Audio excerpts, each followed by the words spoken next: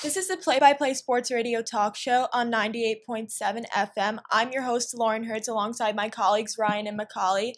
Now, we're going to start off with a very hot topic, the NBA, right now. Now, I'm going to turn it over to you, Ryan. Who are your playoff predictions for the 2019 season? Well, when I'm doing my playoff predictions, I'm definitely going to be looking at those individual conferences, and I got to look at the Eastern Conference first. Although they might have lost a ton of stars, and the headlining star that they've lost is obviously LeBron going to the West and the Lakers. I think that the East can still make some ripples in the NBA. Especially with the Boston Celtics. They have a super promising young core, and I'm so excited to see what they can do with guys like Jaylen Brown and Jason Tatum. So I'm going to say that the Celtics will take the Eastern Conference. And as far as the Western Conference goes, most people can agree with me. It's probably going to be the Warriors, and it's not that it's not going to be that hard for the Warriors to take the Western Conference. And when it comes down to the NBA Finals, I think that all in all, the Celtics are weaker than the Cavs of last year. So I think that the Warriors won't have that hard of a time in just clean sweeping the Celtics to win the NBA championship. What do you think, Macaulay? Honestly, for the taking the East, I'm going to have to disagree with you. I'm going to have to take the Philadelphia 76ers. Yes, I said the Philadelphia 76ers because I don't think Al Horford can really guard Joel Embiid. Joel Embiid is a guy who can do anything to the post. He's basically the next Shaq, if you ask me.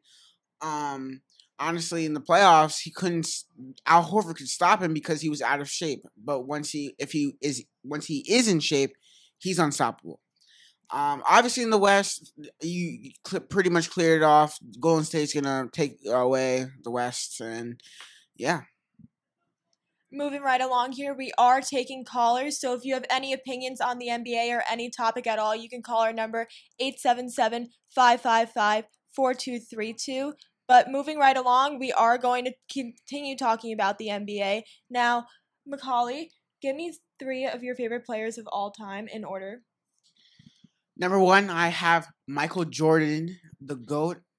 Number 2, I have LeBron James. And number 3, I have Magic, Larry Bird. I have Larry Bird at number 3. Larry Bird, that is surprising. My top 3, I can actually agree with you on the top 2. I do think that Michael Jordan should be number 1, and I definitely think that LeBron James deserves to be top 2 or in second place. But in third place, I would not believe that Larry Bird. I think, first of all, that Magic Johnson is far and away better than Larry Bird. And I also think that neither of them are deserving of that number 3 spot. I think, personally, Bill Russell should be in that number 3 spot, winning 11 rings. Nobody has ever come close to that. I think Bill Russell is by far number 3 of all time. It's hard to contest that one. And it looks like we have a caller. Rashad from Washington. Rashad, you are on the line.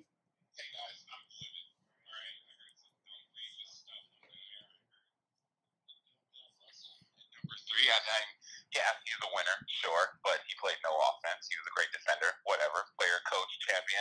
I don't care. There are plenty of other players that are much better, far better than Bill Russell. Take Wilt Chamberlain, his competition, for example, or perhaps a Magic Johnson, like was said, or even, let's reach a little bit. Let's go, I don't know, Kareem Abdul-Jabbar, perhaps, one of the most dominant players to ever play in the league.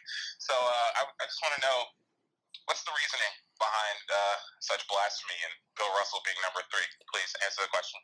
Well, I feel like, Rashad, you can probably understand why I would choose Bill Russell when a lot of the guys that contested played in the same era as Bill Russell.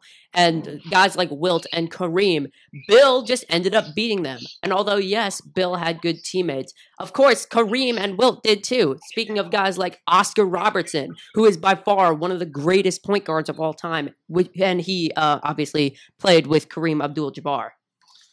Now, I'm going to have to go to my third option. Larry Bird, he's brought the team 17 NBA championships. I know Bill Russell was there and all that stuff, but Larry Bird is the reason why the Celtics are the Celtics.